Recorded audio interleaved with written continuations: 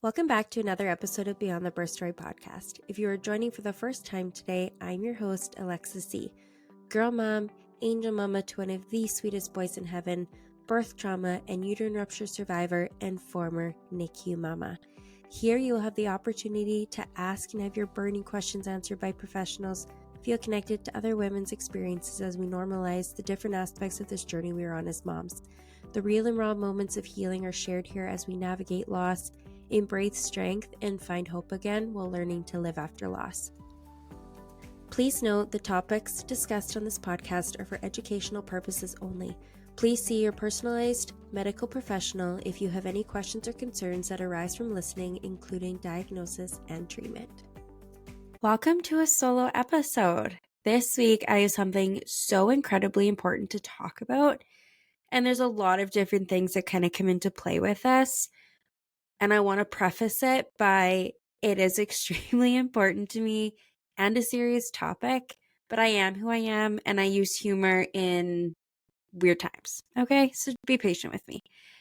Outside of podcasting, which by the way, I am absolutely loving, and I really hope that everybody is loving it just as much as I am a nurse. And in one of my positions as a nurse, I actually work at a clinic where we do vasectomies. In quotations, when your husband, your boyfriend, whomever goes and gets snipped. Okay? I am the little nurse that holds their hand through that, makes sure they know how brave they are, how this is such a brave and tough thing that they're doing. Okay? Just kidding. F that. I have your back, girl. Okay? Whoever is there getting snipped, I make sure that they know that this has absolutely nothing on what you've been through. Regardless of how you birthed your baby, whether it was from the zipper or the fun hole, as my husband calls it, my babies were zipper babies, if it means anything to anybody. If you can't laugh about it, what are you doing? Okay? If your baby came out of the fun hole, let me just say I envy you. I wish I had that experience. However, it is what it is. Okay?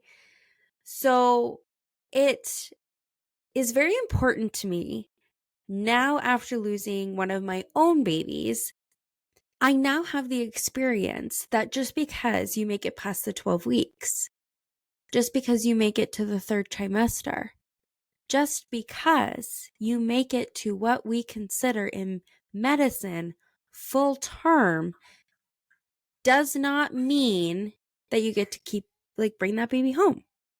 And so when I have patients that come in, I make sure that they are 100% done having their babies.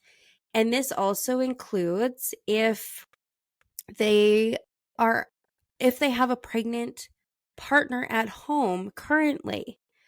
I make sure that they are okay with having this permanent. I mean, yes, okay, you can have it reversed. Doesn't always work. Not 100% effective, okay? You have to be okay with never having the opportunity to try again if something happens. Okay? Sorry to get dark. I was talking to one of my best girlfriends, which makes this almost even harder, is she sent me a picture of her day planner, and her husband was going to get snipped and they're expecting her second biological baby. And he has it booked for well before they're due with their third baby. And so I hemmed and I hawed. I'm like, okay, I know that this was probably sent as like a ha ha ha.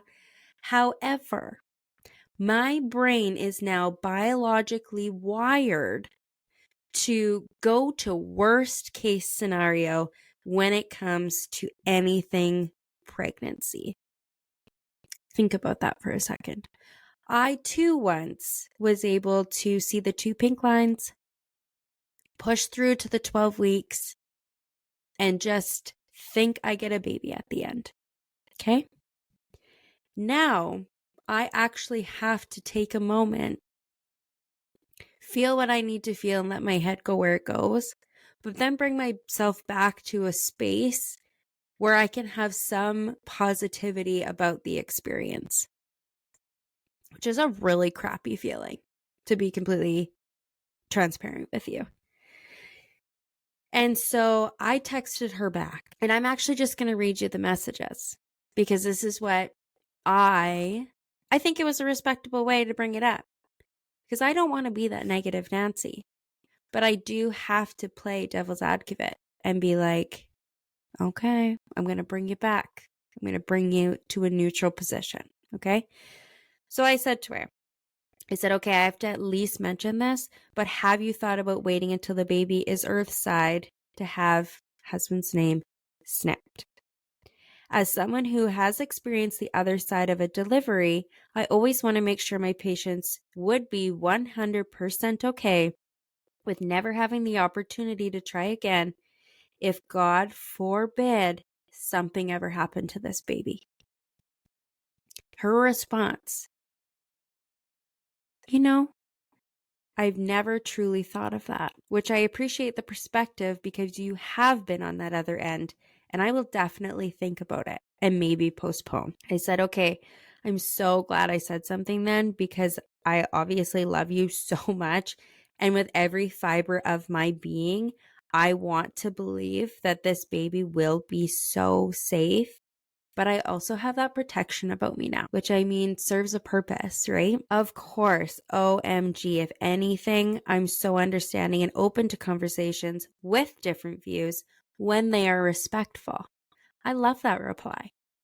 I do think we need to be open and honest about these conversations and be receptive, open to hearing another perspective when it's appropriate, I would never be able to sleep at night if something happened and I was getting texts from her that were like, I wish I never did that.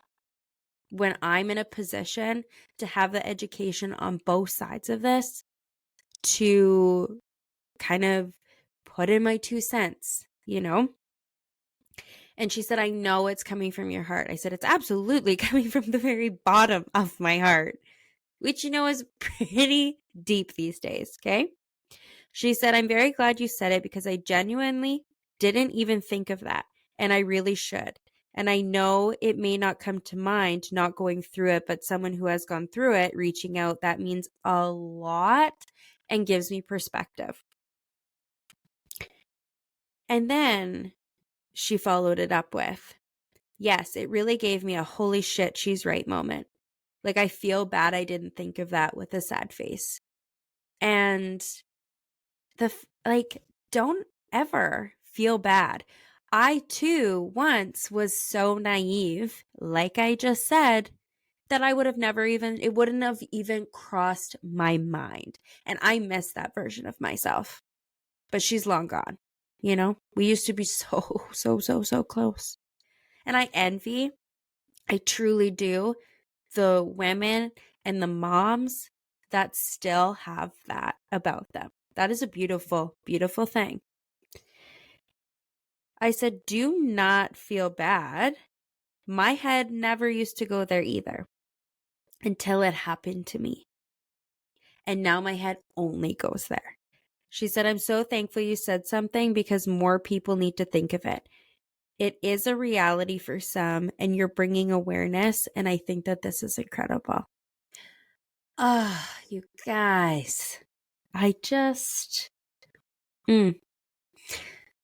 So it's a short one today, but it is so important to take a step back in these moments that we are being faced with having to make this decision.